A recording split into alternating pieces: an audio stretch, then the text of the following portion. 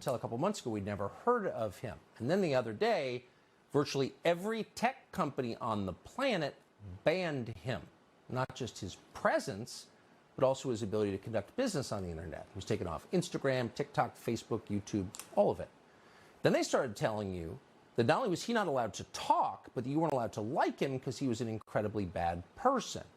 And our view on that always is we'll decide for ourselves, since we're adults and Americans, and we'll listen to anyone we want, and we'll come to any conclusion we care to come to about what that person is about. So we sat down at some length and talked to Andrew Tate, and we wanted to show you some of it so you could make up your own mind, which you're still allowed to do as far as we're concerned. Here's part of the interview. I don't really feel like I've exposed anything. Like, I'm truly not a very political person. This is the first time someone's experienced this level of ban. I'm not particularly right-wing. I don't vote. I mean, I obviously have my own personal views, but they didn't ban me for that. They banned me simply because I had large swaths of the population agreeing to very traditional masculine values. Teenage men and young men, 22, 23, 24, were looking up to me and aspiring to be like me. I have a very traditionally masculine life. I have fast cars and a big house and a lot of money and a beautiful girlfriend. And they thought this was very, very threatening. And for some reason, they decided that it's better if they annihilate me from the internet and replace me with somebody who's more aligned with whatever they're trying to purport. Tell us what your message is to young men. Yeah, so I think that being a man is very, very difficult. I think that men's issues are largely overlooked. The people in charge of the world pretend to care, but when somebody who's championing men's issues like myself comes forward and finally manages to garner huge percentiles of the public support, I'm silenced. So they're not really interested in men's issues. And there's a lot of young men growing up today that feel very disaffected. They feel invisible. The agendas that are being forced down their throats are not agendas they align with or they feel affinity to or agendas they want. And I basically just say to men, look, it's a very hard life. You're going to need to get up, work hard, go to the gym. Strong body is a strong mind. You're going to have to reject listening blindly to everything you're told, reject the slave mind, think for yourself, get a strong network of brothers, work aside them. Don't tolerate low-quality people in your life, which means don't tolerate men who just smoke drugs and play video games, or men who are disloyal or dishonest. By extension, don't tolerate women or girlfriends who are disloyal or dishonest, and try and build and create a reality full of high-quality people in which you can resist the programming that the Matrix tries to influence you with, and grow up truly happy. And what happens is when I say these things, they ignore 95% of what I say. They ignore me saying that you need to avoid low-quality men, and they take the bit where I say avoid women who are dishonest, and then they put it on a reel, a very short 3 or 4 second clip, and then they say I'm a misogynistic person and I'm dangerous to women and I need to be banned. The problem is that the majority of young men in the world today are completely invisible, and social media has made them invisible. If you go into an Instagram feed, you have extremely beautiful women, which is fine. They're beautiful, they're allowed to take pictures. But the only men who have followers are men with massive social status, right? Men with Ferraris and money, or rappers, or people who have YouTube channels, interesting people. If you're a normal man with a normal job, you don't really exist in the online world. It's very difficult to get followers. Nobody replies to your DMs. You don't really matter. You don't have access to the sexual marketplace. It's very difficult for you to even get any kind of recognition that you're even alive. And a lot of men feel lost and lonely because of that. And I was championing to a degree their issues by saying to them, look, that is unfair perhaps, but that's the way the game works. You need to become a man of importance. You need to become a man of influence, or you're going to suffer the pain of being invisible forever. Here is how you do it. I wasn't trying to change the rules of the game. I was just telling the men how to win, because I came from nothing and I'm completely and utterly self-made. And I think the reason a lot of men are so depressed is because they feel invisible. They feel like life is too hard. Women expect me to be strong and smart and funny and interesting with a nice apartment and a fast car and tall and well-connected and funny. And it's just too much for them to handle. And the social pressure on men is absolutely immense. And I was championing their issues And at the same time, all these social media platforms pretend to care. As soon as somebody they resonate with stands up and champions their issues, they mass blanket ban me, which shows they have absolutely no care for the young men of the world today. They think that by banning me, I'm just going to vanish and the young men are just going to go and start eating the gruel that they're fed on their YouTube feed. They don't want to read. They don't want to see transgender people wear makeup. They don't want to see that. They want to see a man who has a bunch of money and a nice life and some fast cars and is strong and is confident. They want an action hero. And that's something that large portions of the world still want to be. And YouTube and social media platforms obviously just don't like the idea of that. They want to get rid of me and try and replace me with something they see as far more malleable, trying to create people which are more malleable and more easy to program and more easy to control. So news accounts in the United States say that the U.S. Embassy in Bucharest, Romania, was tipped off to your misdeeds and alerted the local authorities you might be committing human trafficking. Given that this is the same charge they leveled against Julian Assange or a species of it, skeptical, but I want to know the details. Were you arrested for human trafficking? What happened? Yeah, I was not arrested. So what happened is I suffered from a case of swatting. It's very popular with people who are large on the internet. Many large YouTubers have been swatted. It's where you call the police and you say somebody has a gun or there's a hostage situation and the SWAT team arrives. Somebody made a phone call to the American embassy saying that I was holding women at my house.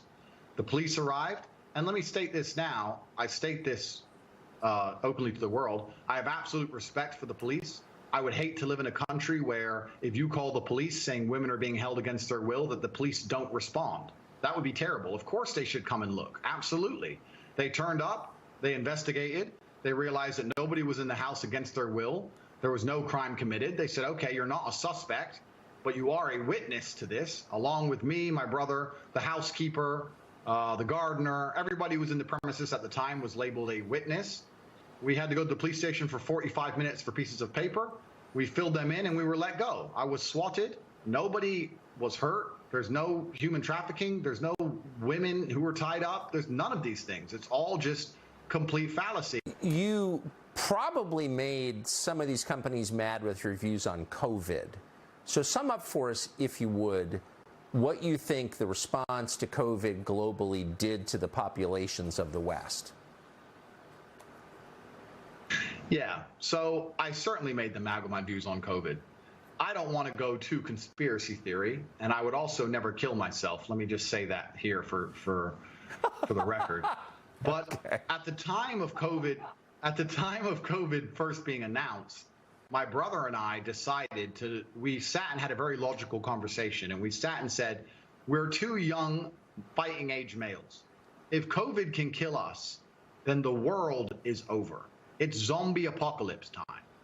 So there's no point hiding. We may as well go out with a bang. So my brother and I flew to Stockholm, Sweden. Now, I don't know if many people know this, but Sweden never closed down. Stockholm and Sweden never closed down, never made you wear masks, never mandated the vaccine. At the very beginning of COVID, when the rules were strictest, when Florida was still closed, when Miami was still closed, when the Republican states were still closed, Stockholm, Sweden was wide open with full nightclubs and a party scene like you've never seen.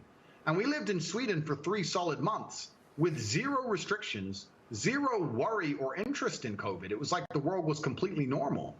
And from there, when we left, obviously COVID was still going on. And in a neighboring country, you go to Germany, and they were having full panic attacks, genuine panic attacks if you didn't have a mask on. And it was just very obvious to me. I was like, I've spent the last 3 months ignoring this and I'm fine. And now I'm in Germany surrounded by panic attacks and endless masks. This doesn't make sense. And I told the truth on social media. I said, this is obviously an overreaction. The decimation of your income, the fact you can't go get a doctor's appointment for a genuine ailment or a genuine risk of cancer, for example, the fact that you can't see your loved ones in their final days, these things are far more destructive than the common cold. I think that what they're doing is unfair. I think it's a massive overreaction. And this is based on my personal experience. And I think at the time there was a lot of pushback, but I would like to think now that 99% of the world see I was totally right. You know, it's kind of funny, Tucker, I'll tell you, when at the height of COVID, I used to say to my brother, how will people struggle with the cognitive dissonance when this is all over? Because COVID is still out there. Nothing's gone away. The thing that we were all hiding from is still right there, out there to get you. But now everyone walks around and they're not scared of it anymore. And I'm like, are people critical enough to analyze themselves and say, for a year of my life, I was deathly afraid of something. Now I'm exposing myself to said thing and I'm not afraid anymore. The media tricked me and I was a fool. But they're not. They don't even seem to self-analyze and go, I got tricked. They're just like, oh, okay, next thing. Hey, Andrew now. Like robots. It's mind-bending to me, truly. So I saw you compare the experience of rich people under COVID, you're one of them, to everybody else. What did you notice about that? It seemed like a two-tiered response. Yeah, so the story was very simple. I was flying inside of Europe. There's a lot of low-cost air carriers. It's only low-cost primarily. There's not much first class, business class, anything like that. And I was flying, and my experience was plagued by endless paperwork, wearing a mask, put the mask over your nose. Every time you eat, you have to put the mask on in between. I got told off for not having the mask up high enough. I got told off for drinking too long because my mask wasn't on. Pure panic and chaos. And because I'm fortunate enough to be fiscally secure, from there I decided I'll just buy private jets from now on.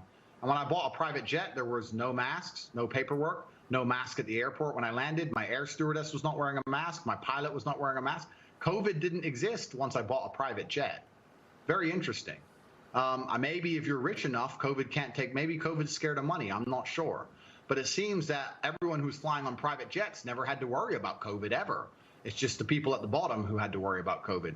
And it's kind of interesting, right? Life's always been two-tiered. There's always been this separation in regards to fiscal access. But I think a lot of people in the world today don't realize that it still very much exists. And a lot of the rules are only the rules for a certain class of people. And once you pass a certain wealth index or a certain level of money, that you can do basically whatever you want. And COVID really highlighted that to me. And it's truly sad. I mean, it's easy for me to make a joke of it, but when I would fly on a private jet and do whatever I wanted, or go to Sweden and party in nightclubs and do whatever I wanted, and then I'd come to, let's say, England and see my friend who couldn't go see his dying grandmother because of a COVID restriction, that's truly sad. That's truly criminal. It's really crazy what's happened and how the world's just moved on, and the cognitive dissonance that people don't have enough respect for themselves and for the truth to analyze how they were so easily fooled. It's really sad to even think about, but maybe that was the beginning of me being disliked, by just pointing out my human experiences during the pandemic. But I want to tell you something that's actually kind of scary about this banning. It all came so hard and so fast that I don't know if they all just follow each other. I don't know if they're all influenced by each other. I don't know if there's someone above them all. I don't know. But when they go to cancel you, ladies and gentlemen, it comes hard and fast. You lose your Facebook, then your Instagram, then your Gmail, then your Discord, then your website hosting, then your domain name, then your payment processor, then your bank. Then it's just like in real time, you're watching your phone and apps just exploding. Boom, boom, boom. It's crazy. Andrew Tate, you don't have to agree with everything a man says to believe he has a right to speak in public, and we do believe that. No one gets to tell you who you can watch. No one gets to tell you what you have to think. No one gets to tell you who you have to hate. You're an American and an adult. You can make those decisions yourself. So why don't they want you to hear from Andrew Tate? If they really think he's a worse influence on the youth than, say, Cardi B, tell us how. They're telling us he's a criminal. Okay. Has he been charged? Who are the victims? What are their names? It's going to take a lot more than that to have us believe he should be canceled, or anyone else, by the way. We're against censorship, period. And more than anything, we're in favor of people making up their own minds based on the evidence, like adults do. So if you're interested, you can watch the full unedited interview with Andrew Tate after the show on Fox Nation. Of course, Tate's not the only person who's being censored. Virtually everyone's being censored. The Pentagon now punishing service members for liking the wrong tweets.